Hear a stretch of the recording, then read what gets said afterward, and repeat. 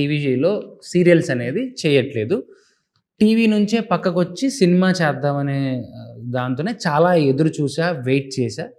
అలా వెయిట్ చేసిన దాంట్లోనే 2 సినిమాలు సైన్ చేశాను. సో, ఒకటి కొద్దిగా డిలే అయింది. రీషూట్ వల్ల డిలే అయింది. ఈ గ్యాప్‌లో నేను ఈ సినిమాని కంప్లీట్ చేసుకున్నాను సార్. ఇది నేను చేసిన ప్రాసెస్. లేట్ అయినా గానీ తొందర పడుకోకుండా ఓపికగా ఉన్నా. సార్ దీనివల్ల బ్యాక్‌గ్రౌండ్‌లో మనకెన్నో ఫైనాన్షియల్ ఇష్యూస్ వస్తాయి. ఎందుకంటే ఒక లైఫ్ స్టైల్ అలవాటయింది సార్. ఆ లైఫ్ స్టైల్ నుంచి బయటకొచ్చి బతకాలి.